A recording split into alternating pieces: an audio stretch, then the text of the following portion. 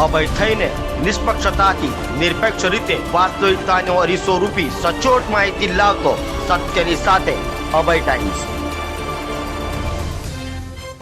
ચોમાસા પહેલા પાલિકા તંત્ર સજ્જ થયું હોય તેમ લાગી રહ્યું છે, ત્યારે મનપા કમિશનરે ડેપ્યુટી હેલ્થ કમિશનર સહિત ઝોનલ અધિકારીઓની હાજરીમાં ખાડીઓનું નિરીક્ષણ કર્યું હતું।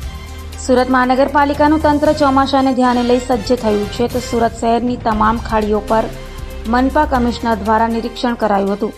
સુરત મહાનગરપાલિકાના ડેપ્યુટી હેલ્થ કમિશનર આશિષ નાયક સહિત ઝોનલ અધિકારીઓની હાજરીમાં મનપા કમિશનર શાલિની અગ્રવાલે ખાડીઓનું નિરીક્ષણ કરી ખાડીઓમાં એકઠો થયેલો કચરો બહાર કાઢવા સૂચન કરવામાં આવ્યા હતા। શહેરના તમામ ખાડીઓ સાફ કરવા માટે પાલિકા દ્વારા તૈયારીઓ શરૂ કરવામાં આવી છે અને નીચાણવાળા વિસ્તારોમાં ભરાતા પાણીઓનો નિકાલ થાય તે માટે પાલિકા કમિશનર શાલિની અગ્રવાલે તાકીદ કરી હતી। પાલિકા કમિશનર શાલિની અગ્રવાલ સહિત તેમની ટીમો દ્વારા તમામ ખાડીઓ પર નિરીક્ષણ કરવામાં આવી રહ્યું છે।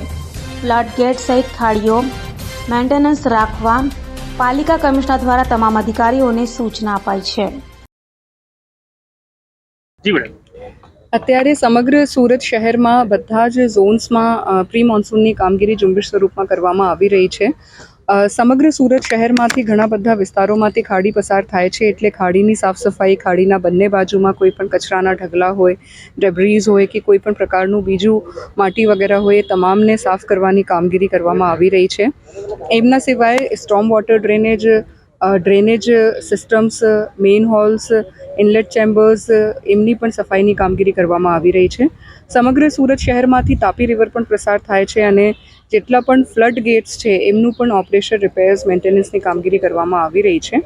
છેલ્લા 2 દિવસથી અમે અને સુરત મહાનગરપાલિકાના જો વિવિધ વિભાગોના હેડ્સ છે એ સાથે મળીને દરેક જુદા જુદા વિસ્તારમાં રેન્ડમ અને સરપ્રાઇઝ ઇન્સ્પેક્શન્સ કરી રહ્યા છે, જેથી પ્રી મોન્સૂનની કામગીરી વ્યવસ્થિત રીતે થાય અને એમનું સુચાरू રૂપે મોનિટરિંગ પણ થાય એવું સમગ્ર સુરત શહેરમાં કામગીરી કરવામાં આવી રહી છે। આ પ્રકારની કામગીરી થાય છે, પરંતુ ખાડીપુરની સમસ્યાનો ઉકેલ નહીં આવતો, આ બાબતે શું?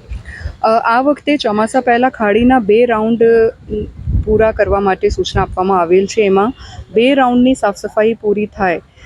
અત્યારે મોટા ભાગે ખાડી વિસ્તારોમાં પહેલું રાઉન્ડની સાફ સફાઈની કામગીરી પૂર્ણ થઈ છે, પણ ચોમાસા આવતા કચરો વગેરે ફરીથી આવી જાય છે, એટલે એકવાર બીજું રાઉન્ડ પણ પૂરું થાય ચોમાસા પહેલાં એ પ્રકારની સૂચના આપવામાં આવી છે, જેથી બધા જ ઝોન્સમાં સમગ્ર ખાડી વિસ્તારમાં ચોમાસા પહેલાં 2 રાઉન્ડની કામગીરી પૂર્ણ થાય એના માટેના પ્રયત્ન કરવામાં આવી રહ્યા છે।